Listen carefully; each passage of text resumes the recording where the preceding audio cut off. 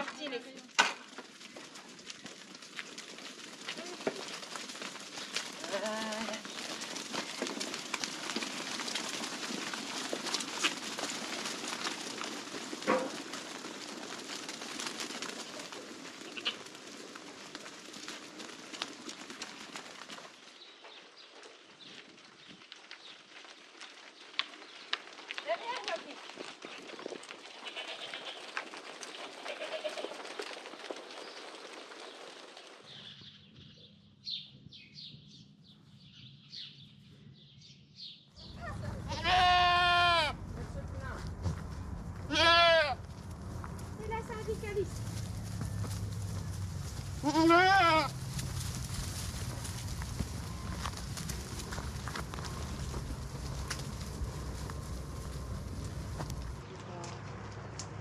Oui, il y a plusieurs endroits en zone de projet, ou pas comme nous sur les choses.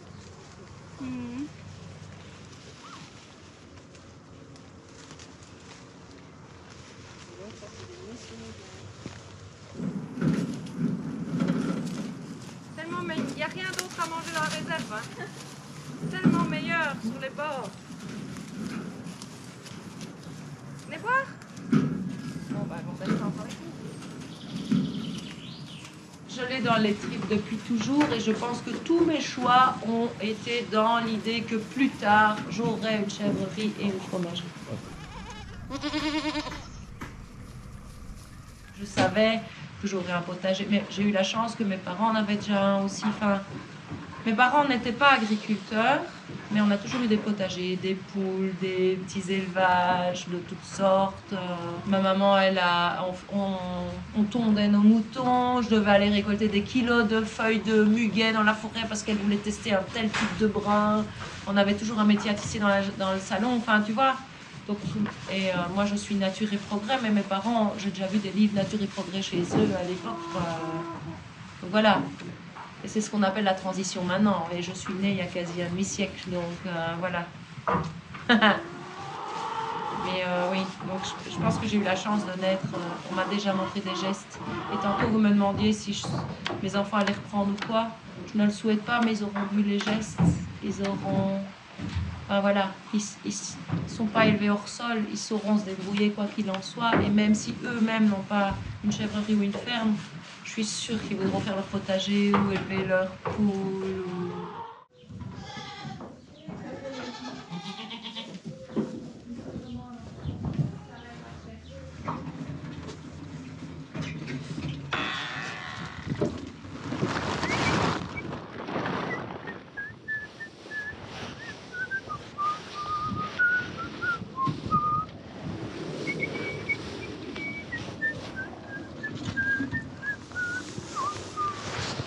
J'ai la chance, ma famille m'aide énormément. Parfois, c'était culpabilisant au début, mais là, c'est bon, j'ai arrêté. Parce que c'est la réalisation de mon rêve. Et mon rêve ne doit pas devenir leur cauchemar.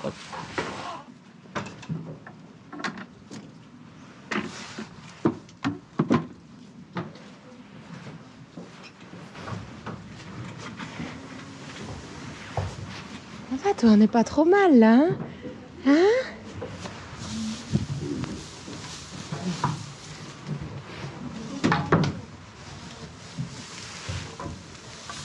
J'ai la chance extraordinaire d'avoir créé une ferme. C'est pas dans l'air du temps, mais du coup, je ne récupère pas tout le passif d'une ferme. Donc, j'ai vraiment pu mettre en place ce que moi je voulais. Et parfois, ça peut paraître être une utopie, mais je m'en fiche. C'est comme ça que je le veux. Si je mets en place un projet comme ça, j'essaye d'avoir une vision durable. Et pour moi, la planète, elle est finie. Enfin, et donc, les ressources ne sont pas inépuisables. Donc là, on sort de toute une période de révolution industrielle, de croissance, de libéralisme, je ne sais pas trop quoi.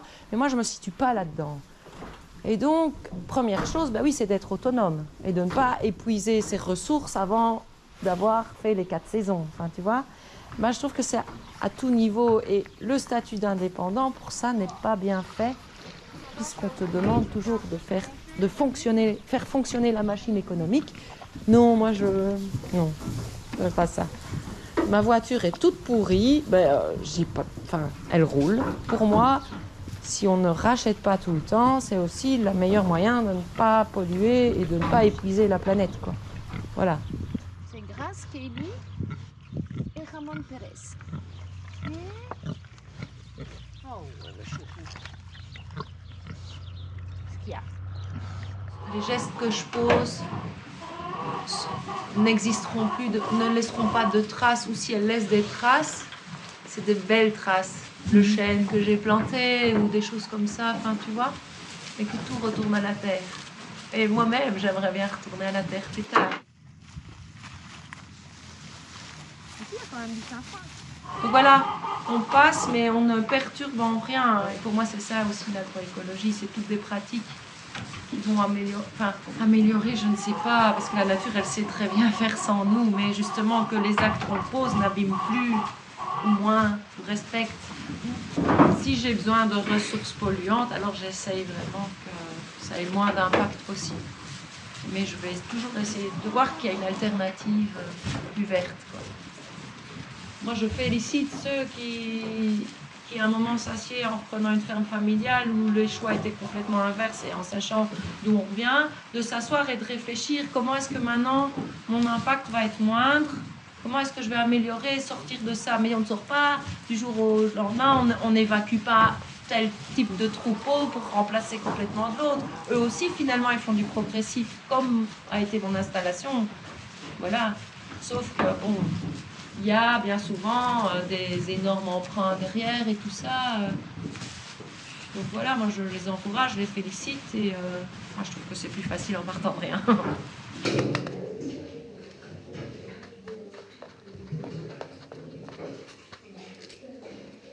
La ferme est en équilibre, génère un bénéfice qui pour moi est suffisant. Il n'est pas suffisant pour faire vivre ma famille nombreuse, mais comme dans tous les couples, souvent le mari travaille aussi, quoi. Curry. Donc voilà, qu'est-ce que ça change?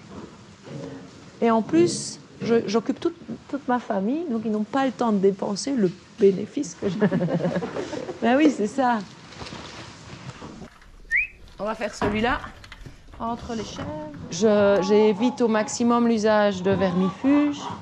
Donc j'ai mis en place pâturage tournant dynamique mixte. C'est pour ça aussi qu'il y a les vaches et l'âne, parce qu'ils passent après. Ils aspirent les larves qui sont infestantes pour mes chèvres ou les œufs. Ils les digèrent et elles ne le sont plus. Mais aussi, j'essaye de rendre l'organisme peu attractif pour le parasite. Donc j'utilise des hydrolats, des plantes, des huiles essentielles. Oui, j'observe et puis je vois passer une information. Par exemple, le sainfoin aurait des vertus. Donc, tadam, Terra et Med, on essaye de mettre en place des cultures d'essai, voilà. Et des choses comme ça. C'est tout le temps. Tu vois, quelque chose, j'observe, ça me titille, je vois passer, je me dis, ah, il y a peut-être moyen d'essayer. Bon, parfois, j'ai pas le temps de tout faire.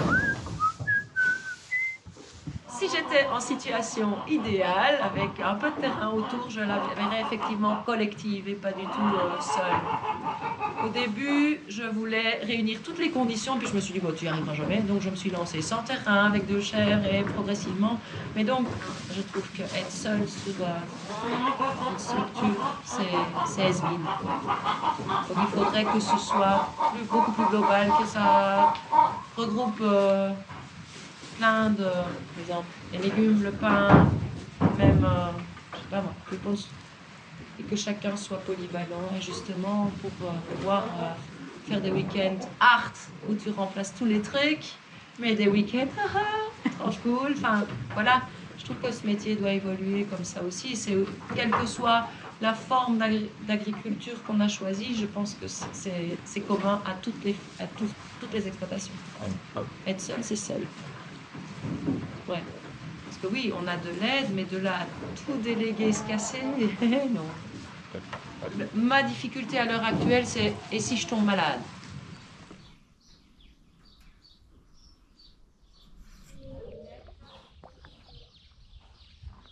Parce qu'il y a un service de remplacement agricole auquel on pourrait avoir droit, mais comme on fait de A à Z, si on vient juste traire mon lait mais qu'on ne le valorise pas, alors je perds tout, quoi, puisque je n'ai pas un camion qui vient ramasser.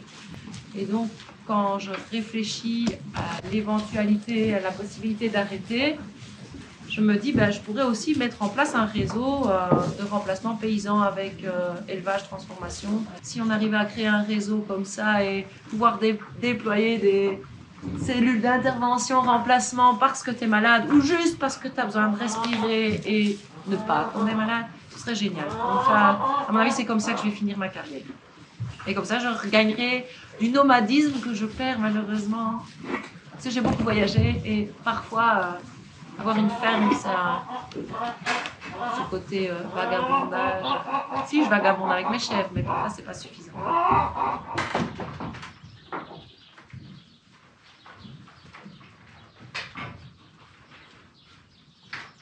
ça va pouvoir commencer. On y va. Allez, bonne traite. 1, 2, 3, 4, 5, 6, 7 et...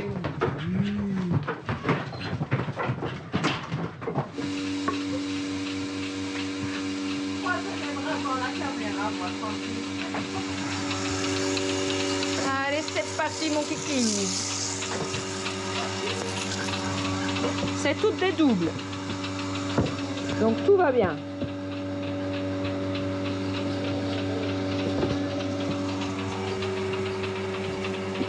Hop. C'est bien, Méline.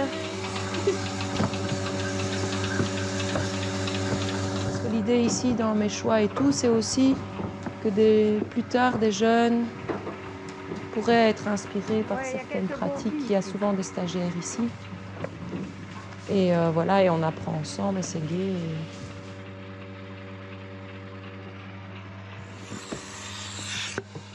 Voilà, madame. Toujours du bien quand ça s'arrête. Et alors, je me dis aussi, dans tout ce que je fais, ça va être de plus en plus rare, quelqu'un qui crée une ferme, de trouver un emplacement idéal avec tous les terrains attenants à sa ferme. Donc, je réfléchis aussi à toujours des solutions mobiles. Et ici, on est tout en autoconstruction et autofinancement, il n'y a pas d'endettement. Donc pareil, ça aussi au niveau économique, on en a déjà parlé. Très vite, si je génère trop de bénéfices, je nourris l'État. Mais c'est pas pour ça que je veux absolument toujours investir jusqu'au dernier centime. Parce que je ne crois pas à la croissance éternelle. J'essaye un maximum de réutiliser ce qui existe. Enfin, tu vois. Donc oui, c'est pas très... Voilà. Mais je pense que c'est vers ça qu'on ira, quoi.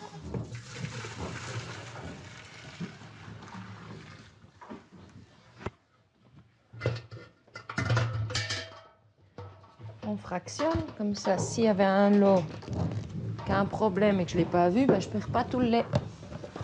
Ici, j'ai tranché le cahier, donc on fait de la tome. Donc c'est un caillage rapide, ça va être une pâte pressée. Donc on va la manger dans un mois.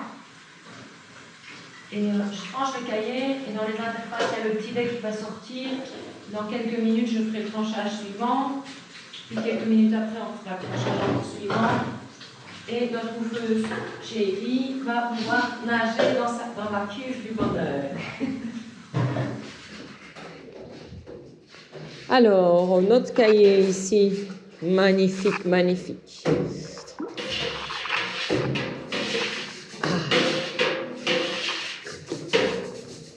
Donc, en fonction de la taille de mon grain, du tranchage en cuve, on va faire différents types de fromage.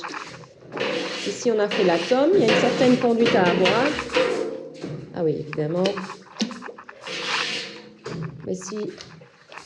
Donc ça, c'est température de traite. Vu qu'ici, le lait est transformé chaud directement après la traite.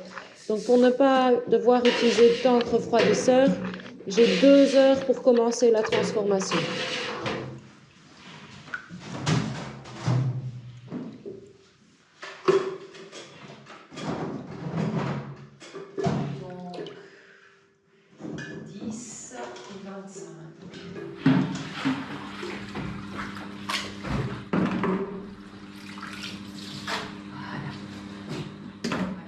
J'essaye de m'écouter, je finis quand même régulièrement l'année un peu sur les rotules. Je me dis, le post-vente, c'est quand même très très très chronophage, ça me demande énormément d'énergie. Mais en fait, comme je vous le disais avant, j'ai travaillé en tant que fromagère. On recevait le lait, on le transformait, il partait. Donc je ne faisais que la transformation. Ça ne me convenait absolument pas. Donc en fait, ici, l'idée, c'est vraiment de gérer toutes les étapes ou d'essayer de gérer. Hein. Donc, de mettre au monde, de nourrir les chèvres, d'essayer de faire le meilleur lait possible, qui va être transformé évidemment en meilleur fromage de chèvre de Borlon. Donc ici, les fromages sont retournés tous les jours et regroupés. Tu vois ? Et regroupés. Et ça, c'est un tout frais qui date du lait de jeudi passé, donc il y a une semaine. Ouais. C'est l'équivalent de ce que je suis en train de mouler aujourd'hui, mais avec une belle petite croûte. On croquerait dedans.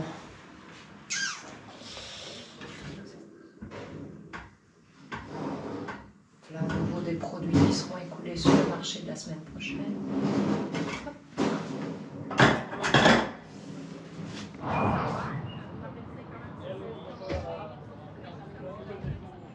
Et puis, c'est surtout, quand tu vas sur marché ou que les gens viennent ici, tu n'es entouré que de personnes bienveillantes, souvent, et qui te font un retour direct, qui reviennent. Et donc ça te nourrit aussi, quoi. Et ça donne un sens de faire tout de A à Z. Ça va? Doucement, ça va aller. Ça va l'aider.